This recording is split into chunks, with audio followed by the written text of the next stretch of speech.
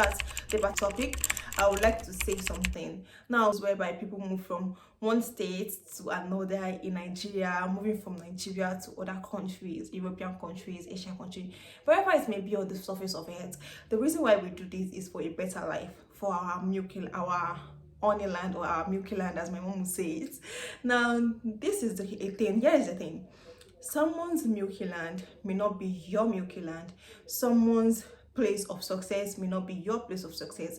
Someone's country of getting whatever they've prayed for and whatever they wished for may not be necessarily your own, even though you guys are siblings, even though you guys may be maybe twin, maybe from the same womb, are besties or something like that. God's plan for everyone is unique, and this is to remind you that God loves you. And all this thing I'm saying does not mean if you stay back or you still decide on going, does not mean God loves you less or anything like that. Trust me, God loves all of us, and God has an amazing plan He created for everyone. So the reason why I'm going to be doing this video is that I've seen some videos online and they've been disturbing, like they're quite disturbing, and I'll be like, why would you leave your comfort? Would you leave a place you knew all your life to a place you don't know, and then you're not living the life you want?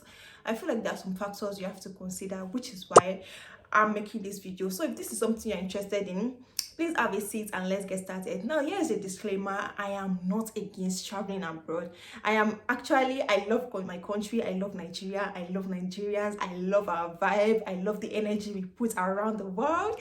I love that for us. But then I feel like there's some things that you have to like just have in place before you jackpot, so that to prevent that situations we see online and all of those things. So guys, if this is something you're interested in, please grab a cup of coffee, a cup of juice, take a seat, and let's get started. I don't wanna be too much, but I just wanna feel your love. I just wanna know how you feel, baby. I just wanna go where your love take me. I'm losing my... What is my reason for traveling? Like, what is the reason for traveling? So different people have different reason for traveling. Some people have the reason of studying, some travel for a better life, for a better job. Some people travel for their family members, because the rise in crime in Nigeria is getting bad, and some parents are like, okay, they would rather just travel abroad, start afresh for their children, and everyone's reason for traveling abroad is genuinely valid. Everyone's reason for traveling abroad is valid. Now, the reason why you're traveling abroad is important, and you must have a why you're traveling abroad. Why are you leaving your own country? Why are you leaving that place, that people, those people you knew all your life? Why are you leaving them to start afresh? Why is that? Now, when you know your why, you can get a jotter, a book, anything, a note, or anything to write it down and try and figure out your why. This can take you from days to hours to minutes to seconds. But then you must have your why. Like, I would advise you have your why. The reason why I would advise you have your why is that when the road gets tougher, or when things just don't go as you planned, or it's not looking the way it looked or the way you assume it will look when you were in Nigeria, you would always go back to it and be like, oh yeah, okay, it may not be looking like the way I want it to look, but yeah, in 4 years or 4 months to this time, I'm going to be able to do this, do that, and this is the reason why I left my country, and by the special grace of God, I'm going to fulfill that purpose and that reason. Yeah, that kind of thing. So it's very, very important. Personally, I study medicine. So if you guys don't know, I study medicine at VSMU. Now, there are some days that I will get back from school and I will literally cry myself out. Like, I would cry it out. I would feel so stressed, and I remember one day particularly, I felt so stressed. I got home, I cried it out. I called my mom and I was like, Mom, what's this? Like, there's a special shege you feel, there's a special emotion you feel when you leave home. But when you leave home to study medicine, there's a particular shege, like there's a particular shege that is waiting for you. So I remember crying that day, and then I cried and cried and cried. I told my mom, should I come back home and continue studying medicine there? And then then I remember my mom saying, okay, so why did you leave the country? Like, you did not just leave, you did not just go this far to actually go this far. You have more to do. You have a plan you created in your mind. You have something you want to achieve before you leave your home country. So knowing that, I took my time. I think I took a day or two to heal, to try and just get myself together and then get the ball rolling, continue the continue the efforts, continue giving it my efforts and my best. And thank God, God has been so faithful, and it has been an amazing journey so far. So now, please know your why before packing up. But after saying that, the next thing I'm going to be talking about is the resources. Do you have the resources to actually study abroad, or not even necessarily study? I'm just using the word study because I'm a student, so that's I'm going to be using some terms students use a lot of the time. But do you have those resources that would help you while you're at the course of your study or the program, or even take you abroad if you want to work, for example? Do you have those resources? Now, these resources can be maybe a source of income, maybe a skill, maybe source of income, maybe skill, maybe sponsor, maybe your parents or something like that, or maybe you plan on coming here or coming abroad and work. Now, the idea of coming abroad and work is actually amazing, and it's actually very, very good. But then there are times that you leave your country, you plan like, oh, I'm going to come back home, I'm going to come abroad, do this, do that, and then you get here, you may not be able to get the job you want, or you may not be able to get the pay you want to sustain that particular life or that particular fund you've assumed you'll be able to sustain. Do you get? Me personally, I wanted to come here and then like, okay, after 4 months I will get a job or something like that. And after 4 months of studying medicine in this country, I'm like, no, it's not me. It's not me and you that will come here and be getting job. Although I plan on doing that later in future, but at that point I'm like, the resources plan. If that plan you assume would work, if it does not work, what is your plan B? Now, coming abroad, I think it is very, very, very important to have a plan B.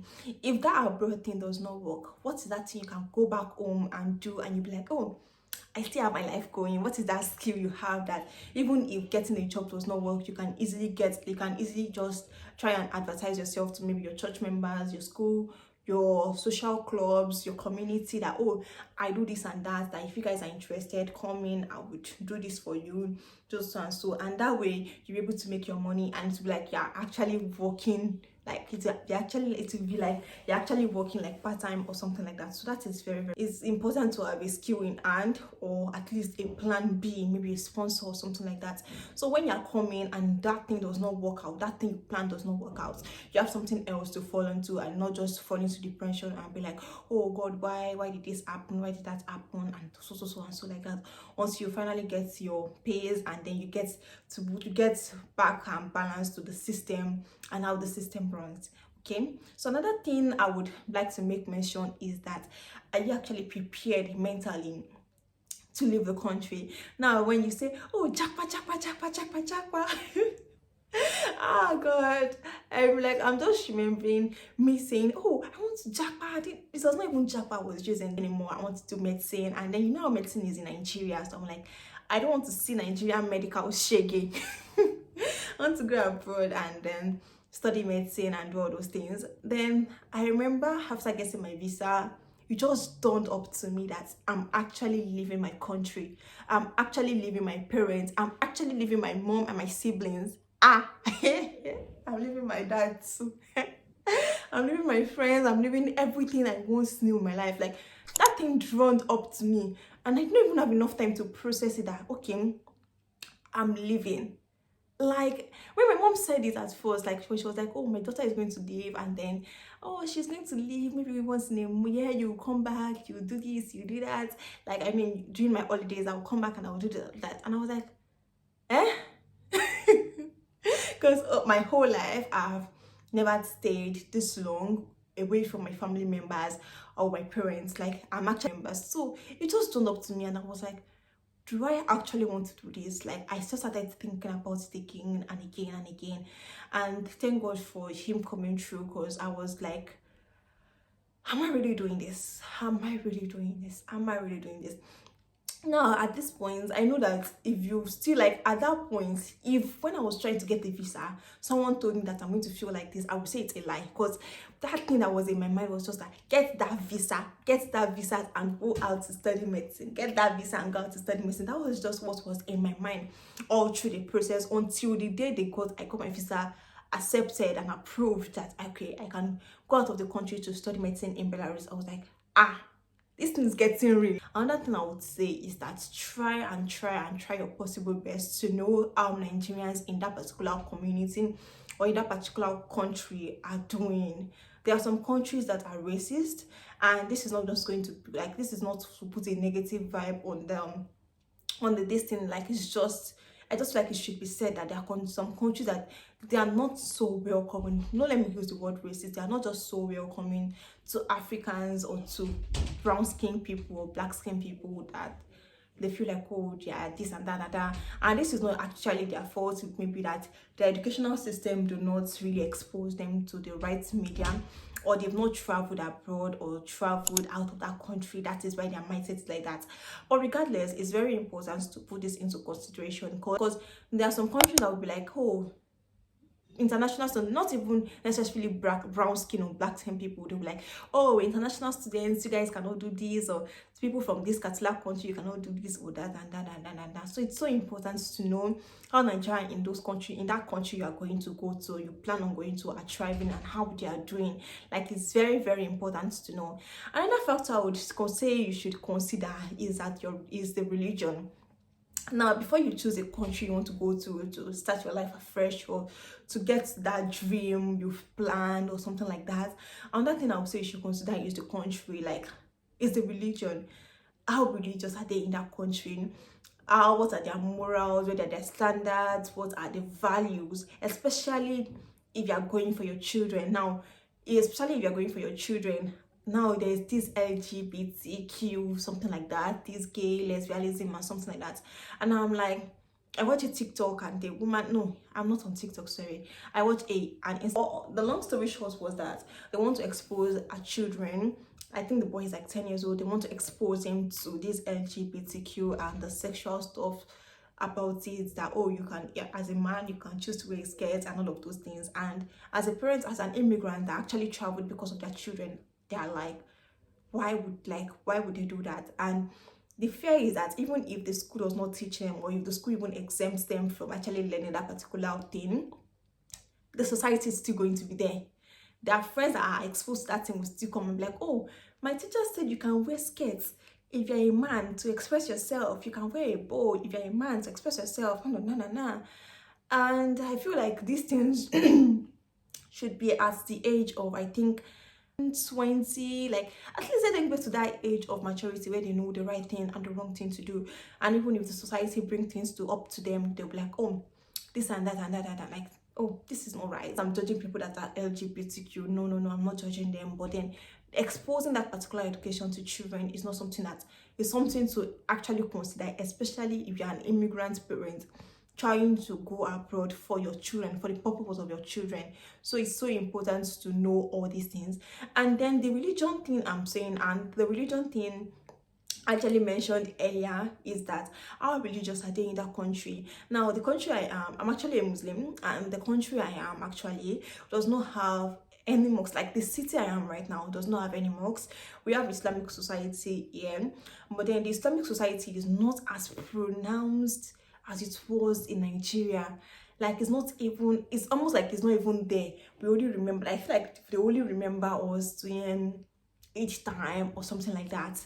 Now, this thing is actually very bad, because when you're away from your home, the other thing they connect with, aside from your parents and all of those things, is with God. Because this place, you are just alone, like you have no one aside from God. So it's just so important to connect with God. And then imagine you are in that kind of place that you can't connect with God, even though just because the religion you practice may not be so renownedly accepted in that particular country. Do you get? So yeah, so it's important. So if you're a Christian, if you're a Muslim, I would advise you go, like, you try and search about the country, how acceptance are they to this particular religion, how accepting are they, how is the community of the religion is there. Do you get, like, it's so so important. This would help you build your faith and also help you get closer to God, and also just help you with the course of the or with the course of your experience in that country. Because I believe in faith and I believe in praying to God. So I'm a huge lover of God. I am a huge lover of God, and then putting him first and then considering those things. Yeah. So this is something I actually wish I consider before choosing this country, and particularly before choosing this state that I am in right now. Another thing I would say you should consider is that what is the long-term benefits of coming to that country. What is that long-term benefit? Okay, you've jackpot, yay, you finally jackpot. You've studied maybe your master's, your bachelor, your PhD, you've gotten your license, or those things they required for you to get a job in that country or to actually start a living in that country. Now you've gotten all those things. What is actually that country's plan for international students? Now this thing is very very important, and it is something that most international students overlook until they now get to that stage of, okay, you are now done with all these things, what next? You should have actually put it into consideration, or they should have just been aware of the outcome since the beginning, so they'll be able to know how to plan themselves. Now this thing I'm saying about what the country have to offer is that some countries, when you're done with your course of study, now I'm studying medicine. Now for this particular country that I am in, when you're done with your course of study, you can actually apply to do your interns here, and then you get your license here, and you can actually become a medical doctor here.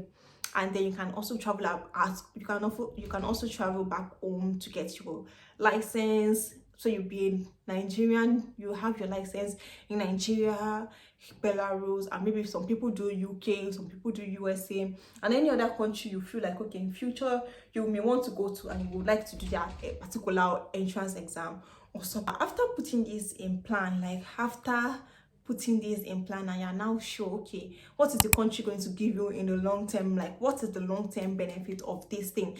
Now for some countries, like I know of someone that went to UK, and then she studied, I think, biomedical science, and after the course of her study she actually wanted to get a job, and then the postgraduate visa is lasts for 6 months, and after these 6 months, if you don't get a job, you get back, like they give you this chance of going back to your country or doing menial jobs. Now imagine you've come abroad, spent a quite amount of money, a huge amount of money, and all of those things, and at the end of the day they'll be like, madam, sorry, we don't have a job for you, or something like that. Like, do you know how it's like? It's going to feel so this thing, except the person is actually planning, like the person actually has in their plan that, okay, after the course of this study, bam, I'm going back to my country, or bam, I have a job waiting for me somewhere, or bam, like they're not really relying on that country to continue their life. But if you are relying on the country to continue your life, or you hope that, okay, let me know the benefit this country actually have to give, it's so important to know. Like, try going online, try your best to search for the postgraduate opportunities. So you knowing it, I think it's also good if you compare it with, like, you compare the countries, like, oh, let me just say maybe UK and France, or maybe. So finally, I'll be talking to you guys about the cost of living. Now, the cost of living is something you have to consider, like it's something that you have to make a priority in when you're traveling to a country, or when you're planning on residing to a particular country, because at times people mistake the fact that they can afford a particular amount at a particular point in time. They don't need to worry about the ones they will pay maybe in coming times. Now, you must take, like, it's always advisable to take something that is very affordable, in the sense that after you pay for that first one, you can always go back and pay over and over again. Now, here I was here calculating how much my initial school fees was when I first got admission, and it was about 3.6. Then as time goes on, now it's close to 6 or 8 million naira, based on the increase in dollar from naira to dollar. So it's always important to put these things in consideration, and I'm always grateful I did not later choose the admission in Poland, because had it been out in Poland right now, my school fees would probably be about 12, 13 million naira, and that's a lot for one That under academic the year. So yeah. same bracket is the cost of living. Now there is this particular pie chart on Google. When you're trying to, you'll be able to compare Nigeria cost of living with that particular country you want to go to, cost of living. Now this is important, so you'll be able to know where most of your money will go to, and then you'll be able to manage. And this varies from country to country, but it is important for you to know which one your country have. So knowing this would help you manage your finance and your resources when you're in that country. Now, saying this, I will be wrapping up this particular episode. Of the episode 2 would be the school, how to get admission, then how to get a visa, then all those things. Then so if you watch it to this point, please like, subscribe, and share. And I hope to see you in my next video. Thank you so much for stopping by. I love you guys so much. Bye. Kisses. Bye.